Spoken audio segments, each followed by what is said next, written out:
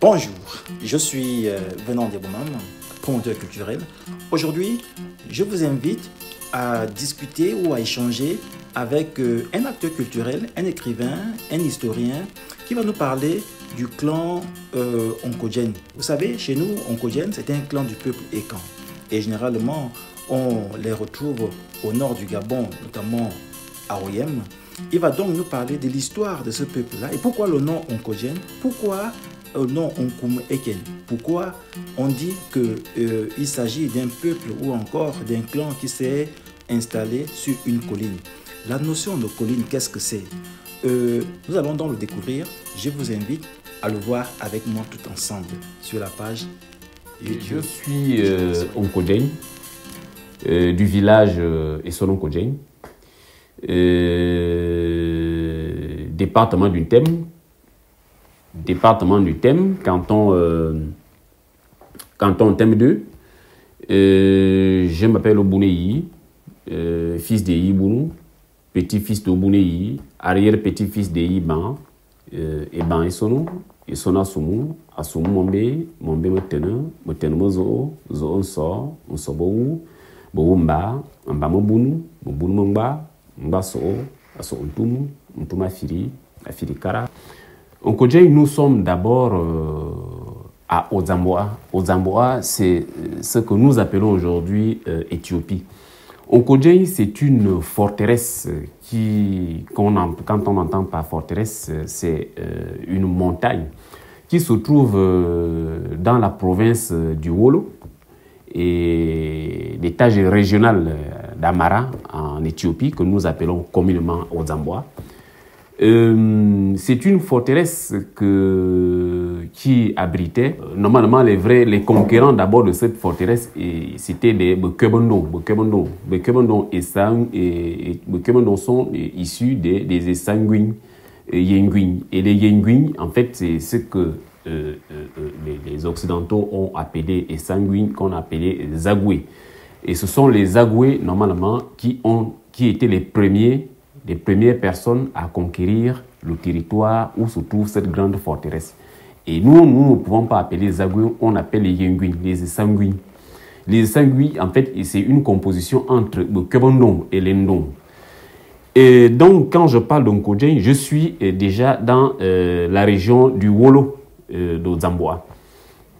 Et cette colline ou cette montagne est appelée par les Anglais Ambassa Geshen. Amba Geshen. Amba, normalement, ça veut dire montagne. Ça, ce sont des langues de Zamboa qui sont familiers avec Ati. Geshen, c'est une mauvaise transcription que les Anglais, en voulant traduire au Jeng, ils ont dit Geshen. Donc, il faut d'abord comprendre ce principe parce que souvent, la mauvaise transcription des noms, ça a amené certaines falsifications, certaines modifications ou parfois le nom perd le sens de son originalité. Nous parlons d'Onkojeng. Onkojeng était aussi un lieu où on emprisonnait les princes. Quand je l'entends par la prison, la prison c'était une forme. Après la mort d'un empereur, on amenait les prétendants, ceux qui pouvaient le succéder, à la montagne, la grande forteresse, pour désigner le futur empereur. Et Onkojeng était aussi une prison politique, où peut-être ceux qui commettaient des actes, surtout pour les personnalités politiques, on les amenait à Onkojeng. Onkojeng, en même temps, était aussi un lieu où on gardait les trésors pour des empereurs qui gouvernaient l'Éthiopie médiévale, que nous appelons Ozamboa. Nous ne pouvons pas aussi parler de Onkojeng sans pourtant parler d'un homme. Cet homme s'appelle Onkoum Eken Aka. Onkoum Eken Aka, que les Occidentaux ont surnommé Isba Asgad. Aka, Aka, ne sachant pas prononcer, il parle de Asgad. Asgad, c'est Aka. Onkoum Eke Aka. Onkoum Eke Aka est un descendant de Bowu Umba. Bowu Umba qui prend les rênes de Zamboa vers les années 1270. Normalement, les Occidentaux l'appellent Yekunu Amlak. C'est lui Mba Mobunu. Dans nos traditions, nous savons que c'est Mba Mobunu. Mba Mobunu, lui, il va enfanter Mbomobiyo. Mbomobiyo va aussi devenir empereur comme Mba Mobunu. C'est Mbomobiyo qui enfante Onkum Eke à Aka. Onkum Eke Aka, qui, à la mort de Lati, c'est-à-dire l'empereur Bimbomo, normalement, c'est Onkum Eke Aka qui va succéder parce qu'il y a eu une révolution du palais où le premier né, qu'on appelle communément Bohu, qu'on appelle communément Yevo, normalement, il n'a fait que quelques mois au niveau du palais. Il y a eu une révolution. Et c'est là où Onkum Eke Aka a pris les rênes de la gestion de Zamboa, de l'Empire. Et lui, il est allé s'installer effectivement dans la grande forteresse. Et c'est lui qui instaure la communauté, en fait, la forteresse Onko-Ojeng, une unité administrative. Parce que là-bas, Onko-Ojeng, c'est une unité administrative. Donc, si vous allez là-bas, vous allez constater qu'Onko-Ojeng, c'est une unité administrative. Et c'est lui qui, à la fois, avait implanté une église qu'on appelle Elarkoba. Elarkoba, c'est la forme de Mélane.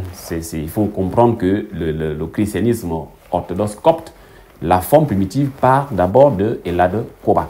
Donc, lui, il a créé une île qu'on appelle Ayo Onko-Ojeng, qu'on appelle Ambasel Mariam. Ça, ce sont les Occidentaux qui ont instauré ça, parce qu'il était très spirituel, Onkum Eke. Il a même sa statue là-bas, sa statue Onkum Eke. Donc, c'est lui le fondateur du clan Onko-Ojeng. Si peut-être certaines personnes ne le connaissaient pas, normalement, on a pensé peut-être que c'est un homme imaginaire. Non, cet homme a bel et bien existé. Il était empereur d'Ozamboa, empereur de l'Éthiopie, à partir de 1295. Les conquérants, comme on l'a toujours dit, que tous ceux qui ont émigré au niveau de l'Afrique centrale, au niveau de notre sous-région, étaient les descendants des princes de l'Éthiopie médiévale. Les descendants des princes. Ça veut dire que Onkum Eke ayant été empereur de Zamboa, normalement, sa descendance, c'est-à-dire que les pères conquérants qui sont arrivés ici, en arrivant au Yem, ont pensé à immortaliser le nom de leur ancêtre. Et vous allez constater que Oyem porte le nom Onkum Eke. Onkum Eke, c'est Onkum Eke Akar, c'est-à-dire le patriarche du clan Onko-Ojeng. Et ils ont donné le nom Wolo, Wolo qui est la province de l'état régional d'Amara à Ozamboa en Éthiopie. Ils ont baptisé le fleuve Wolo en mémoire pour immortaliser le nom de la localité dont il venait. En fait, il faut comprendre qu'il y a eu beaucoup de mélanges. C'est-à-dire que notre histoire, on doit vraiment bien la décortiquer, revoir, faire la rétrospective. Parce que vous allez constater que Onko-Ojeng, ce n'est qu'un nom. Parce que celui qui crée le clan, lui-même, à la base, il est Yengwak. Il est Yengwak. Et les Yengwak et les Ndong sont un peuple issu de la dynastie Zagwe que nous appelons les Yengui et Sanguin. Et Sanguin parce que ça a eu une mauvaise transcription. En voulant traduire et Sanguin, ils ont parlé de Zagwe en principe. Et nous, quand on parle de Ntumu, normalement, le fondateur de Ntumu lui-même, il est Mvein parce que c'est Kora et Sakoran. Donc, il est Ekambor Makaran. Et quand on parle de Ekambor Makaran, nous sommes déjà chez les Mvein. Donc, je pense que c'est une très bonne question. Et nous devons essayer de, revoir en détail nos clans que nous avons essayé d'établir en tenant compte. Parce que parfois, nos clans que nous avons ici, parfois, ce sont des noms des royaumes. Ce sont parfois des conquêtes, pas génétiques, mais c'est un royaume qui a conquis un autre royaume, automatiquement, effectivement, des territoires. Et quand nous remontons notre histoire, on part d'abord des généalogies génétiques. Parfois, on tombe sur des généalogies de conquête. À la fois, ça nous embrouille. Parce que vous allez constater, par exemple, Nkodja, on a dit le clan Nkodja, mais lui-même, il était Yengwak. Il était Yengwak. Donc, automatiquement, si on parlait de Yengwak, normalement, on ne devait même pas parler de Nkodja, ce n'est qu'un sobriquet. En même temps qu'il s'appelait Bowou, on l'appelle Mbabou, il s'appelle Bowou. Bowou, normalement, ce sont ses oncles Bokweng. Parce que c'était un titre, c'est Mbaza Aou. C'était le titre de Bokweng. Comme je vous ai dit que la localité, là où il se trouve la forteresse, avait d'abord été conquise par les descendants de Bokebondon. Parce que les descendants de Bokebondon avaient d'abord conquis ce territoire à l'époque. Donc, normalement, lui, il était, les Bokweng étaient ses oncles. Donc, automatiquement, quand un petit-fils ou un fils accède à un pouvoir, il a tous les noms de partout. Il a les noms de ses oncles, il a les noms de ses amis, il a les noms de ceux qui l'adorent, ceux qui voient en lui quelqu'un qui est brave.